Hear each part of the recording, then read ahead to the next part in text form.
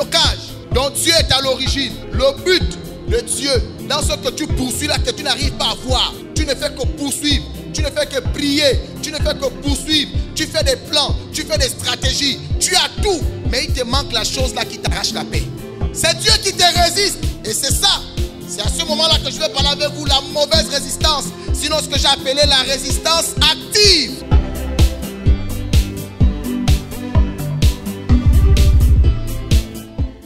La mauvaise résistance ici, bien aimé, retenez que elle vise un seul but: briser la personne, détruire la personne à petit feu. Oui, il y a des blocages dont Dieu est à l'origine. Le but de Dieu dans ce que tu poursuis là, que tu n'arrives pas à voir, tu ne fais que poursuivre, tu ne fais que prier, tu ne fais que poursuivre, tu fais des plans, tu fais des stratégies, tu as tout, mais il te manque la chose là qui t'arrache la paix. C'est Dieu qui te résiste. Et c'est ça. C'est à ce moment-là que je vais parler avec vous, la mauvaise résistance. Sinon ce que j'ai appelé la résistance active.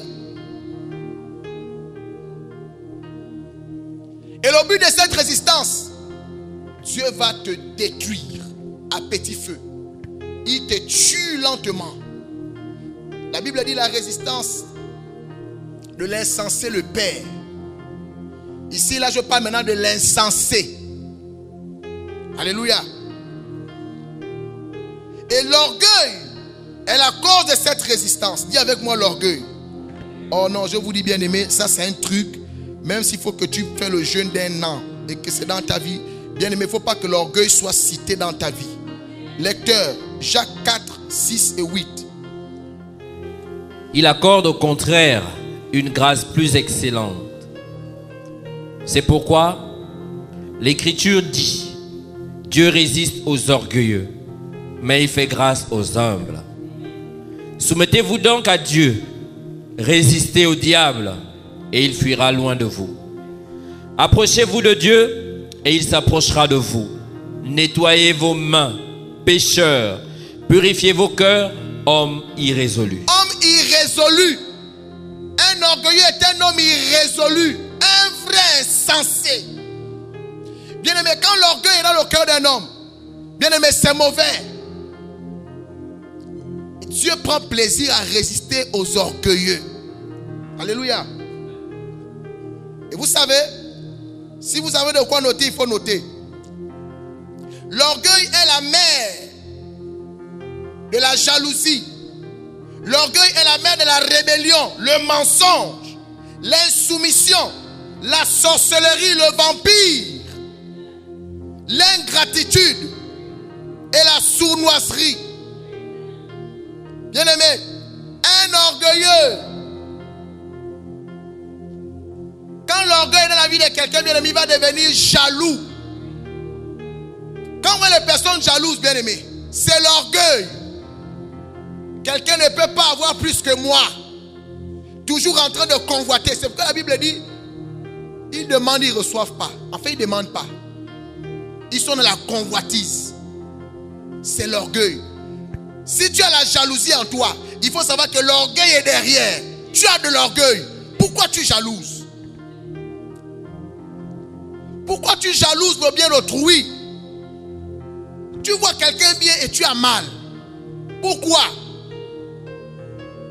Est-ce que c'est normal? Tu passes dans ta voiture, maintenant moi je suis mal. Qui peut m'expliquer ce phénomène? Et c'est comme ça on entend des personnes dire, l'autre vient te dire, ah, mais il a été promu. Tu es réellement sûr que il n'y a pas un piège derrière. Pourquoi tu as toujours une parole négative quand on t'annonce des bonnes nouvelles?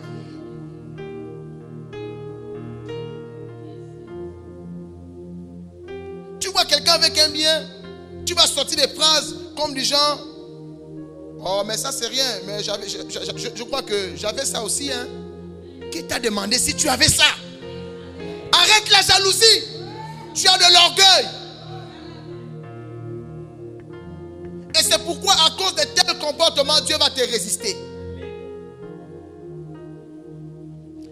Un orgueilleux est un rebelle. L'orgueilleux, pour lui, il ne connaît pas l'affaire d'avoir un chef. Il connaît tout. Il ne reçoit pas de remarques ni de conseils. C'est lui qui doit te conseiller. Il est toujours en train de contester. L'orgueil. Un menteur. L'orgueil, lui, engendre le mensonge. Quand quelqu'un est orgueilleux, s'il te voit dans une position et qu'il sait que non, s'il te dit ce qui est vrai, ça va tellement, il aura tellement mal, il va te raconter des bêtises. Parce qu'il ne veut pas que tu saches la vérité. L'orgueil. Alléluia. L'insoumission chez les femmes. Un homme ne peut pas me commander. Tu es orgueilleuse. Et tu as besoin de délivrance. Ça veut dire quoi, on ne peut pas me commander? Tu tiens ça d'où? C'est l'orgueil. Tu ne peux pas être l'égal de l'homme. Tu as du mal à te soumettre. Tu es orgueilleuse. Et Dieu va te résister. Alléluia. L'orgueil amène les gens à devenir sorciers. Tellement tu es accablé du fait que tu vois les gens avoir des choses que toi tu aimerais avoir. Tu deviendras sorcier. Tu vas sortir en vampire. Un orgueilleux, il marche dans l'ingratitude. Vous savez l'orgueilleux, comme il fait dans l'ingratitude, il ne va jamais te dire que ce qu'il a eu là, c'est à cause de toi. Prie pour un orgueilleux. Que Dieu fasse du bien à un orgueilleux. La phrase d'un orgueilleux, tu vas seulement entendre. Oh vraiment, je bénis mon Dieu. Oh. Vraiment, mon Dieu est intervenu. Oh non, mon Dieu est puissant. Quel Dieu qui est puissant? Toi, tu es un Dieu? Tu donnes un contact pour dire je connais quelqu'un qui va t'aider. Si un appel. Et quand il arrive, parce que tu lui as donné un piston, il est reçu, il obtient le travail, il ne va même pas t'appeler. Tu apprends par d'autres personnes qu'il a eu le boulot, qu'il a eu ce qu'il voulait. Et il raconte à tous les autres. Vraiment, je n'ai pas fait le master pour rien. En tout cas, quand je suis arrivé, quel master? C'est quelqu'un qui t'a pistonné. Et tu n'arrives même pas à rendre grâce à Dieu pour cette personne. L'orgueil. Alléluia. Un orgueilleux est sournois. Il ne va jamais dévoiler ses intentions. De peur que tu ne le maîtrises. Il va faire croire qu'il est calme, il n'est pas calme. C'est un serpent caché. Vous savez, c'est le diable qui a commencé avec cette affaire. Pendant qu'il était avec le Seigneur, dans son esprit, il n'était pas content de voir Dieu sur le trône. Et il a commencé à dire, moi je vais m'asseoir au-dessus de lui. Tu as quel problème? Pendant le temps que vous le voyez silencieux là, c'est un vrai serpent. Tout le serpent, quand tu le vois, il a l'air beau, il a l'air calme, mais il y a un mauvais venin en lui. L'orgueil a le venin, un vrai sournois. Le serpent, quand il vient, il ne fait pas le bruit. Tu entends seulement, oh, ça c'est quoi? Mais il est venu à quel moment? La sournoiserie. Bien-aimés, si vous voyez ces choses dans vos vies, sachez qu'il y a l'orgueil derrière. Levez-vous dans la prière, repentez-vous, demandez la délivrance. Sinon, je vous assure, il y a des situations que vous traversez dans vos vies. C'est Dieu qui vous résiste. Dieu ne peut pas ordonner ou permettre qu'un jaloux soit béni. Dieu ne peut pas permettre qu'un ingrat soit béni. Dieu ne peut pas permettre que quelqu'un qui est sournois soit béni. La Bible dit, c'est des personnes qui ont un cœur méchant. Un orgueilleux est méchant. Alléluia. Il faut prier. Je ne dis pas ces choses pour t'irriter. C'est la vérité. Vous savez, si Dieu ne vous révèle pas le sens profond de ce qui se passe dans vos vies, vous serez tout le temps en train de vous lamenter, alors que c'est les choses que vous ressentez au-dedans de vous. Un orgueilleux est hautain. Il est toujours en train de mépriser.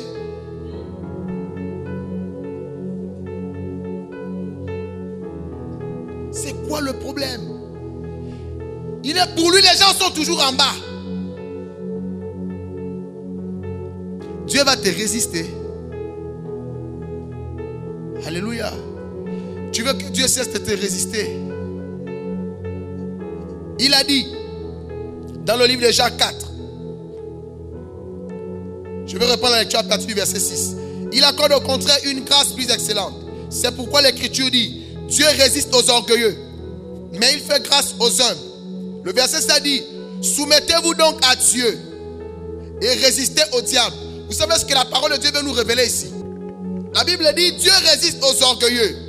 La phrase qui vient ensuite dit: soumettez-vous donc à Dieu, résistez au diable. Soumettez-vous à Dieu, résistez au diable. Vous connaissez l'orgueilleux? L'orgueilleux, il résiste à Dieu et il fait la volonté du diable.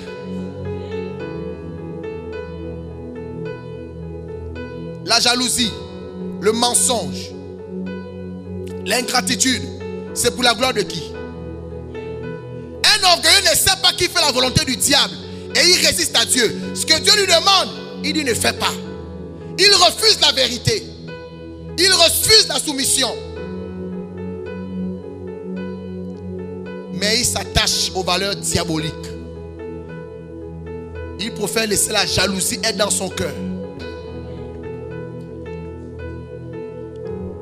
On va terminer avec l'histoire d'un homme que vous connaissez. Lecteur, prépare-moi la parole de Dieu. 1 Roi, verset 16. On va lire les versets 29 à 32. 1 Roi 16, versets 29 à 32. Achab, fils d'Omri, régna sur Israël la 38e année d'Assa, roi de Juda. Achab, fils d'Omri, régna 22 ans sur Israël à Samarie. Achab, fils d'Omri, fit ce qui est mal aux yeux de l'Éternel, plus que tous ceux qui avaient été avant lui. Et comme si c'eût été pour lui peu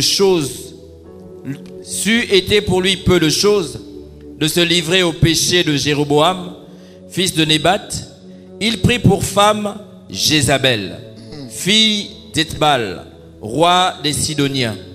Et il alla servir Baal et se prosterner devant lui. Il éleva un autel à Baal dans la maison de Baal qu'il bâtit à Samarie. Alléluia. Vous avez bien connu qui est Achab? Achab, roi d'Israël, un juif. Il a élevé un autel à Baal. Donc il a élevé un autel à Satan. C'est pourquoi je vous disais tout à l'heure que quelqu'un qui a l'orgueil en lui, c'est quelqu'un qui résiste à Dieu. Il dit à Dieu: je vais te résister. Tu peux résister à Dieu comment? Il résiste à Dieu pour faire la volonté de Baal. Voici un exemple. Et vous allez voir ce que Dieu va faire avec ce type d'individu. 1 Roi 22, 1 à 9. Pour bien saisir l'histoire. On resta 3 ans sans qu'il y eût guerre entre la Syrie et Israël. La 3e année, Josaphat, roi de Juda, descendit auprès du roi d'Israël. Le roi d'Israël dit à ses serviteurs: savez-vous que Ramoth en Galad est à nous? Et nous ne nous inquiétons pas de la reprendre des mains du roi de Syrie. Et il dit à Josaphat: veux-tu venir avec moi attaquer Ramoth en Galad? Josaphat répondit au roi d'Israël: nous irons, moi comme toi, mon peuple comme ton peuple, mes chevaux comme tes chevaux. Puis Josaphat dit au roi d'Israël: consulte maintenant, je te prie, la parole de l'Éternel. Le roi d'Israël assembla les prophètes au nombre d'environ 400 et leur dit: irai-je attaquer Ramoth en Galad? ou dois-je y renoncer? Et ils répondirent, monte, et le Seigneur la livrera entre les mains du roi. Mais Josaphat dit, n'y a-t-il plus ici aucun prophète de l'Éternel par qui nous puissions le consulter? Le roi d'Israël répondit à Josaphat, il y a encore un homme par qui l'on pourrait consulter l'Éternel, mais je le hais, car il ne me prophétise rien de bon, il ne prophétise que du mal. C'est Michée, fils de Jimla. Et Josaphat dit, que le roi ne parle pas ainsi. Alors le roi d'Israël appela un eunuque et dit, fais venir de suite Michée, fils de Jimla. Lis le verset 13. Le messager qui était allé appeler Michée lui parla ainsi. Voici, les prophètes, d'un commun accord, prophétisent du bien au roi. Que ta parole soit donc comme la parole de chacun d'eux, annonce du bien. Michée répondit, l'Éternel est vivant, j'annoncerai ce que l'Éternel me dira. Lorsqu'il fut arrivé auprès du roi, le roi lui dit, Michée, irons-nous attaquer Ramoth en Galhad ou devons-nous y renoncer? Il lui répondit, monte, tu auras du succès, et l'Éternel la livrera entre les mains du roi. Et le roi lui dit, combien de fois me faudra-t-il te faire jurer de ne me dire que la vérité au nom de l'Éternel? Michée répondit, je vois tout Israël dispersé sur les montagnes comme des brebis qui n'ont point de berger. Et l'Éternel dit, ces gens n'ont point de maître, que chacun retourne en paix dans sa maison. Le roi d'Israël dit à Josaphat, ne te l'ai-je pas dit, il ne prophétise sur moi rien de bon. Il ne prophétise que du mal. Et Michée dit, écoute donc la parole de l'Éternel. J'ai vu l'Éternel assis sur son trône, et toute l'armée des cieux se tenant auprès de lui, à sa droite et à sa gauche. Et l'Éternel dit, qui séduira Achab? Qui séduira Achab? Pour qu'il monte à Ramoth en Galhad et qu'il y périsse. Ils répondirent l'un d'une manière, l'autre d'une autre. Et un esprit vint se présenter devant l'Éternel. Et un esprit vint se présenter devant l'Éternel. Et dit, moi, je le séduirai. L'Éternel lui dit, comment? Je sortirai, répondit-il, et je serai un esprit de mensonge dans la bouche de tous ses prophètes. L'Éternel dit, tu le séduiras et tu en viendras à bout, sors et fais ainsi. Et maintenant, voici, l'Éternel a mis un esprit de mensonge dans la bouche de tous tes prophètes qui sont là. Et l'Éternel a prononcé du mal contre toi. Amen. Amen. Vous avez vu l'histoire?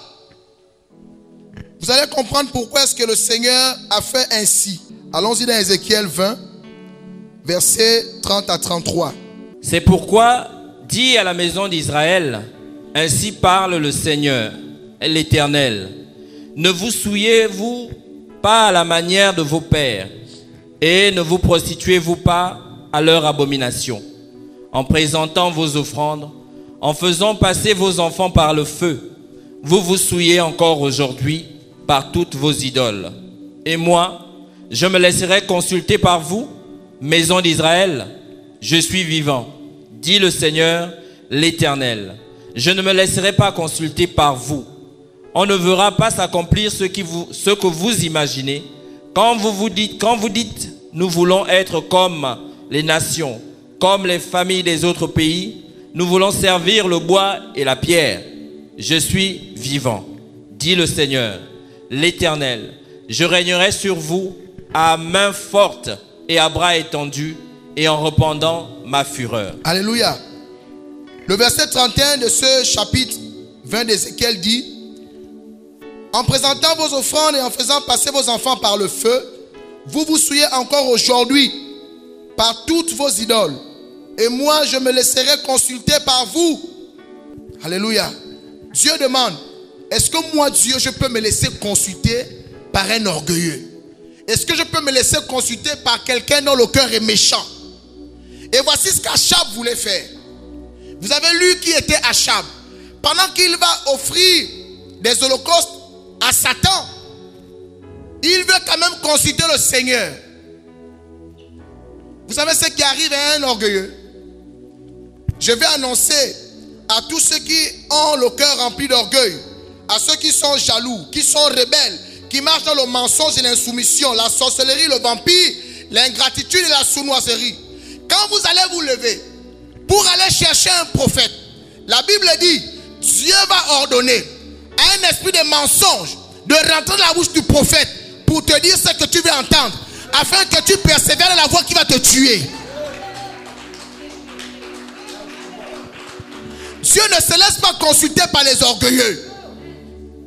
C'est pourquoi le Seigneur va toujours conduire les pas des orgueilleux vers des faux prophètes. Vous avez vu qu'Achab a fait venir les 400 prophètes de Baal. Parce que pour lui, il sait que le prophète de Dieu, il ne peut pas l'appeler. Et un vrai prophète ne peut pas te donner la prophétie comme tu veux l'entendre à partir du moment où ton cœur est mauvais. C'est pourquoi je dis souvent à ceux qui sont prophètes, mais quelle qualité de prophète êtes-vous? Comment si 10 personnes qui viennent te consulter, toi en tant que prophète, tu n'as pas vu le péché, tu n'as pas vu l'abomination dans la vie de ces personnes pour faire comme Michel en disant à ces personnes, comment toi tu viens, tu me parles des affaires du mariage alors que tu es dans l'adultère, alors que tu es dans l'impudicité et tu veux que moi je prophétise sur ta vie. Mais comme ce sont des prophètes de Baal, la Bible dit, comme vous avez le cœur méchant, comme vous êtes orgueilleux, ingrat, insoumis, sournois, le Seigneur met dans la bouche de ces faux prophètes que vous voyez partout pour vous prophétiser les choses que vous voulez entendre. Mais c'est pour vous tourmenter, parce que cela ne s'accomplira pas. C'est un mensonge et c'est Dieu qui va le laisser ainsi, parce que Dieu voit que tu n'as pas accepté de soumettre ton cœur à Dieu. Tu préfères résister à Dieu et faire la volonté du diable en marchant dans la méchanceté, dans le péché, dans l'impudicité, l'adultère, dans le vol. Mais tu veux venir devant le Seigneur. Dis, homme de Dieu, prophétise-moi. C'est pourquoi les gens ne peuvent pas aimer ma bouille. Tu sais que si tu viens devant moi pour me dire prophétise-moi, tu auras une bonne prophétie.